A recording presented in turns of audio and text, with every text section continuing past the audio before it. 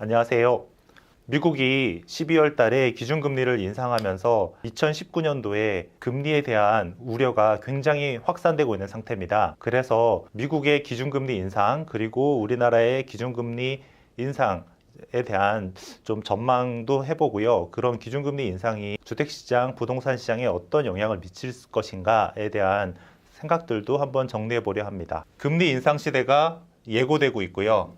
이런 금리 인상은 필연적으로 부동산 시장에 영향을 미칠 수밖에 없습니다. 그런 부분을 정리해 봤습니다. 금리가 오르고 있습니다. 특히 기준금리가 인상되고 있는데요. 기사들을 보면 한국은행이 기준금리를 오른 이면에는 부동산이 있다.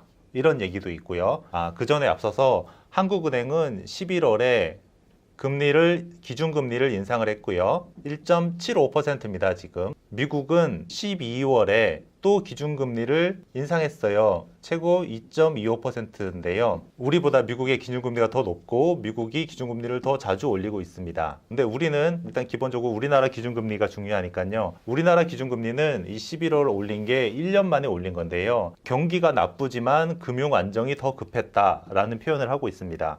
이런 기사들이 다 금리의 작용들을 얘기하고 있는데요. 이유는 좀 이따 설명해 보겠습니다. 내년에 한국에 덮칠 퍼펙트 스톰, 그 중에 금리 인상이 먼저 터졌다. 한국의 퍼펙트 스톰이라는 엄청난 거대한 파도가 칠 예정인데 그 중에 금리라는 요인이 터졌다라고 표현하고 있고요. 그 다음에 기준금리 인상이 부동산 시장에 미치는 영향은 미미할 거다라는 기사도 나오고 있습니다. 금리 인상하고 물음표를 하면서요. 부동산 잡으려다가 경제 다 잡는 꼴이라는 기사도 나오고 있습니다. 금리 인상의 이면이 부동산이 있다라는 기사와 맥을 닫고 있는데요. 이 부동산을 잡으려다가 경제가 다 잡힐 수 있다 이런 우려를 하고 있습니다.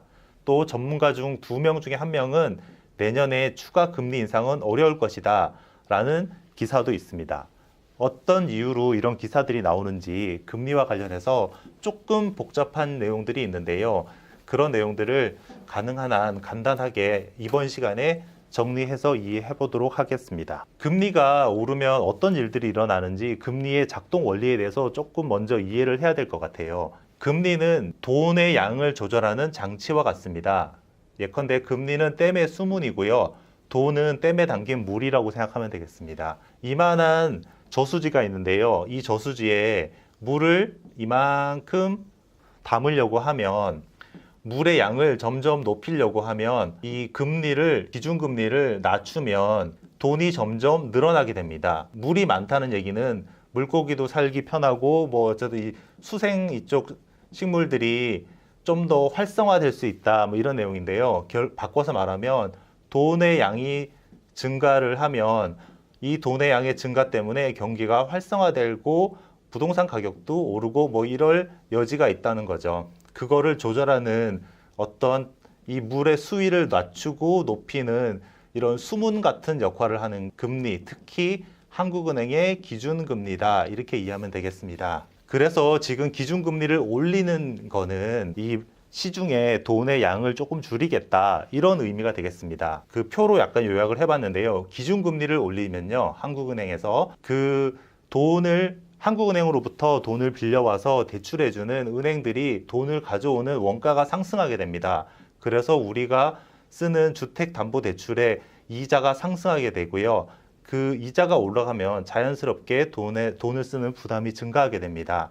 이렇게 돈을 쓰는 부담이 증가하고 기준금리가 높아지면 은행들이 아무래도 돈 가져오기 힘들어지고, 그리고 금리가 높아지면 시중에 흘러나왔던 돈들이 다시 은행으로 돌아가는 그런 효과가 있어서 시중에 떠도는 돈들 통화량이 감소하게 됩니다. 시중에 돈이 흔해지지 않다 보면 소비할 수 있는 능력이 좀 줄어들고요. 기업들이 기업하는 환경이 소비력이 떨어지니까 기업들도 조금 위축되고 경제가 전반적으로 위축되는 영향이 있습니다. 그래서 이런 경제 위축은 결국에 부동산 시장의 위축으로 이어진다고 합니다. 기준금리 인상으로 이렇게 뭔가 소비도 안 좋아지고 경기도 위축되고 부동산 시장도 위축된다라는 이런 다양한 어떻게 보면 좀 부정적인 것들이 있는데 왜 올릴 것인가 라고 하면 기준금리를 올렸을 때 나타나는 부작용은 이런 것들이라면 기준금리가 낮았을 때 인플레이션과 거품 경제가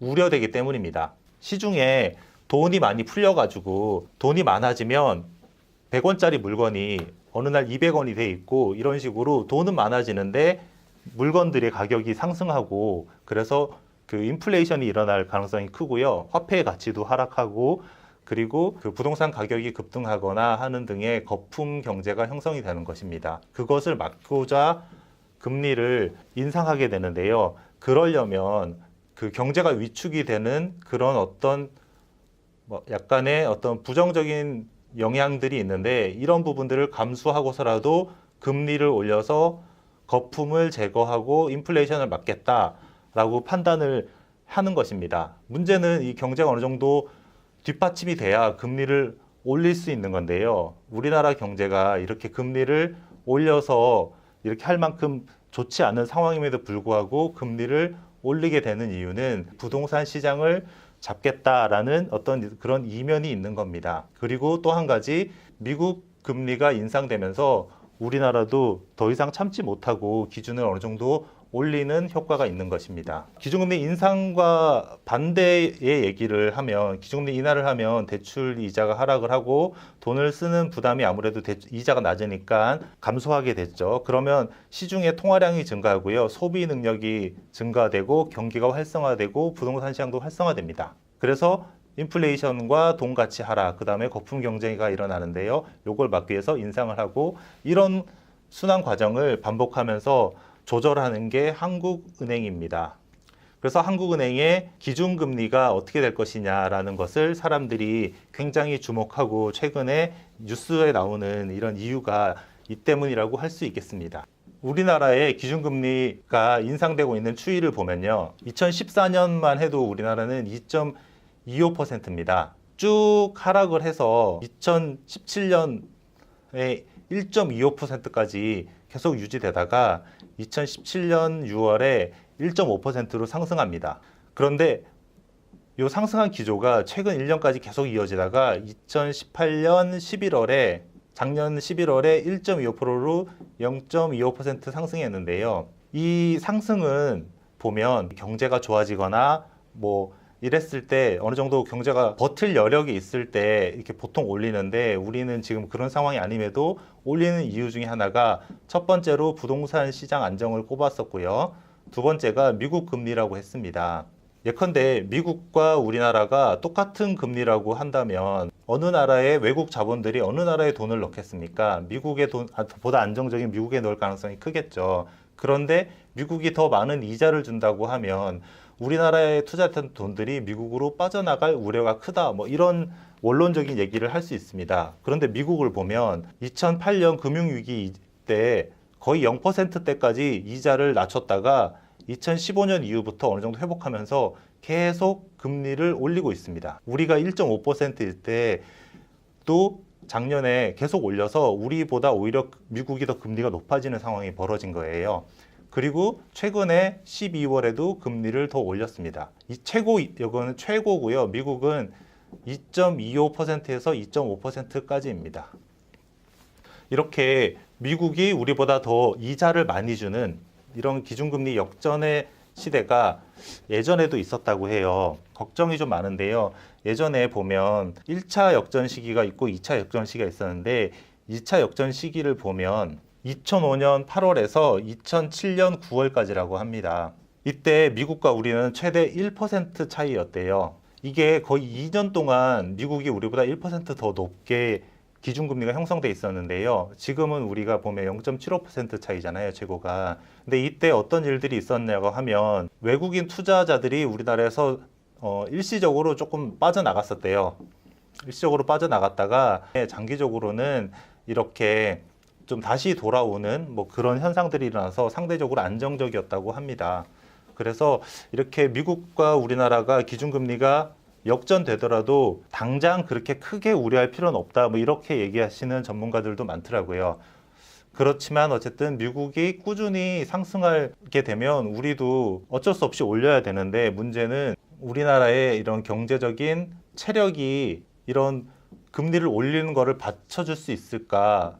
이런 걸 이렇게 받쳐주지 못하는 환경에서도 금리를 올려야만 된다면 경제적으로 위축되는 그런 어떤 모순적인 상황이 벌어질 수 있습니다. 고민의 포인트가 거기에 있습니다. 기준금리가 오른다고 해서 우리가 대출금리가 무조건 오르지는 않는다고 하는데요. 그 이유는 한국은행의 기준금리는요, 은행이 돈을 빌려오는 어떤 그런 이자 개념이 됩니다. 그러니까 한국은행이 기준금리를 올리면 은행이 기본적으로 한국은행으로부터 돈을 빌려와서 일반 대출을 해주는 기본 원가가 상승하기 때문에 우리가 대출 받아서 이자 내는 이자가 오를 가능성이 커지는 건데요.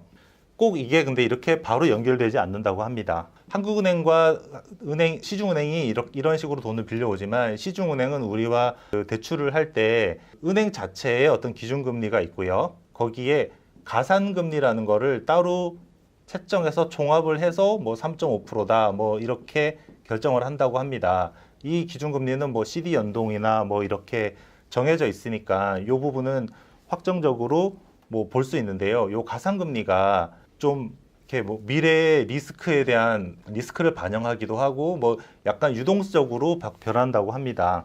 그러니까 이런 기준금리가 한국은행의 기준금리에 따라서 우리가 시중은행에서 대출 받아서 이자를 내고 하는 것과 직접적인 연결이 없기 때문에 우리가 체감하는 이자는 어떻게 보면 이런 시장의 기준금리 인상이나 미국이 기준금리를 올려서 우리나라도 어쩔 수 없이 기준금리를 올려야 될 것으로 우려되는 상황, 이런 리스크들을 은행들이 사전에 우리가 하는 대출 금리에 반영을 합니다.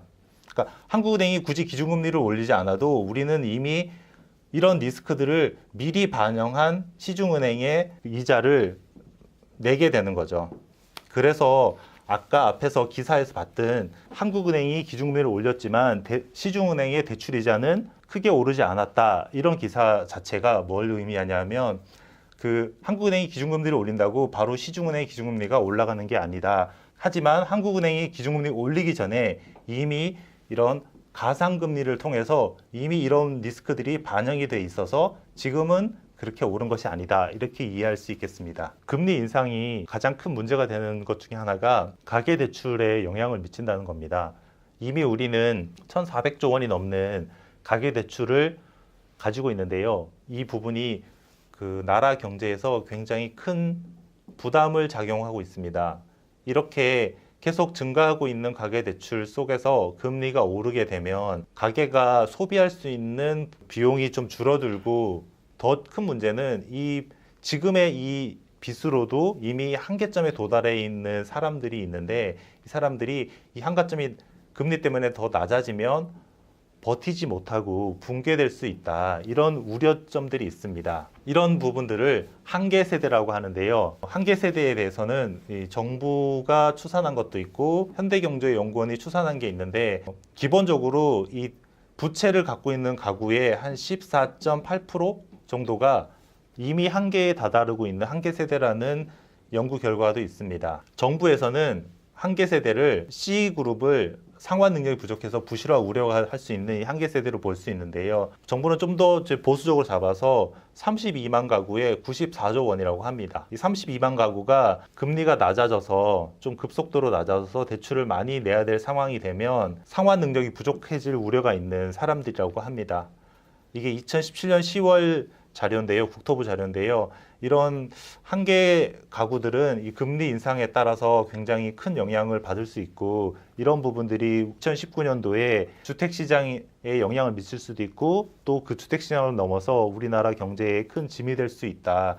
이렇게 이해하고 있습니다. 이런 가계 부실 문제 때문에라도 한국은행에서 원래는 금리를 좀 올려야 된다, 뭐 이런 얘기들이 많은데요. 하지만 항상 좀 쉽게 금리를 못 올리고, 전문가들도 한국은행이 쉽게 금리를 올리지 못할 것이다, 그런 예측을 하는 이유가 되겠습니다. 앞에서도 설명했듯이 한국은행이 기준금리를 올린다는 얘기는 결국에는 경기 위축까지 돌아가고요. 경기 위축은 소비자들의 사람들의 소득이 감소된다, 뭐 이런 내용인데요. 대신에 이런 시중의 돈과 우리나라의 이런 대출이 회수되면서 이런 리스크들을 줄일 수 있는 요인이 되는데요. 이 작업을 할 수 있을 것인가, 약을 처방할 수 있을 것인가, 그런 부분들이 포인트가 됩니다.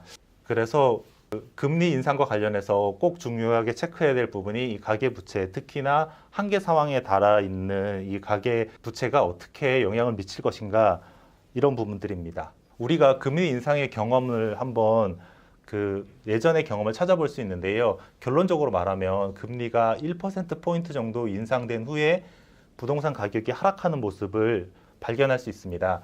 1%포인트는 어떤 의미냐면요. 보통 한국은행이나 미국이 금리를 올릴 때 0.25%씩 올리는 경우가 많습니다. 그러니까 1%포인트를 올라가려면 총 4번 금리를 인상을 해야 되는 그런 상황입니다. 2010년 중순부터 2012년 중순까지 우리는 기준금리를 3%에서 이렇게 2%에서 3% 중반까지 올린 적이 있었어요.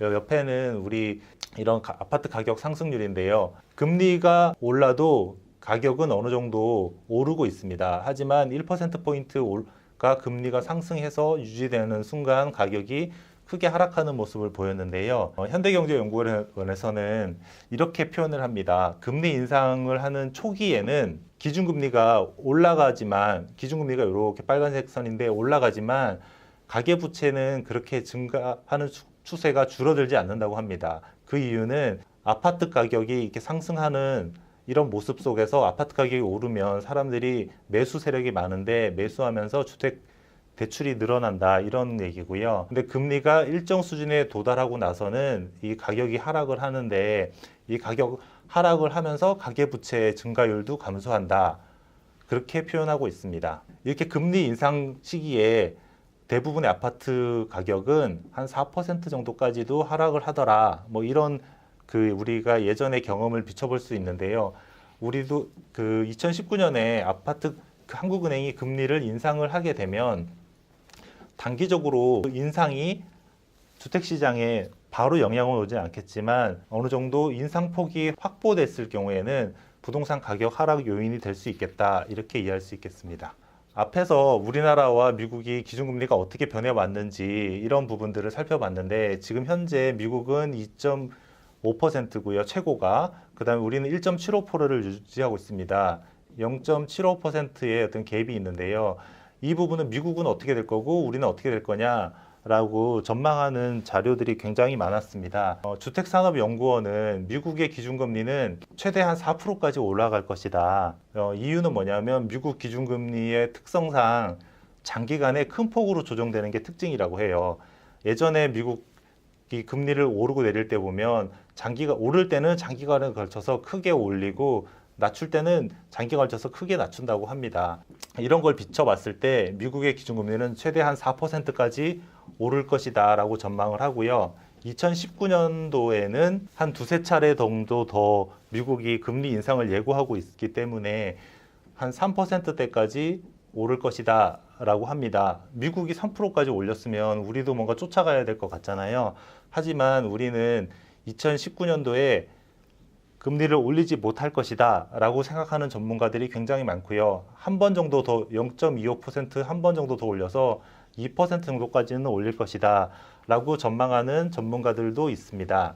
미국이 이렇게 금리를 올리고 있는데 우리는 왜 올리지 못할 것이냐, 아니면 올려도 한 차례 정도밖에 못 올릴 것이냐라고 전망을 하냐고 하면요. 기본적으로 우리나라 경제 체력이 금리를 올려서 시중의 돈을 회수하게 되면 버티기가 힘들다. 그리고 2019년도에도 경제 전망이 어둡기 때문에 경제 성장률이 점점 떨어지고 있잖아요. 그렇기 때문에 금리를 추가로 더 인상하기는 어려울 것이다. 뭐 이렇게 전망하고 있습니다. 기준금리를 좀 이렇게 정리를 해보면요. 기준금리 전망은 미국은 2019년도에 두 차례, 네 차례 인상할 것으로 전망이 되고요. 그래서 2019년도에 3%까지 기준금리가 올라갈 것으로 보입니다. 장기적으로는 4%를 전망하기도 하는데요. 반면에 우리나라는 기준금리를 2019년에 올릴 수 있는 여지가 크지 않다라는 게 많은 전문가들의 견해고요.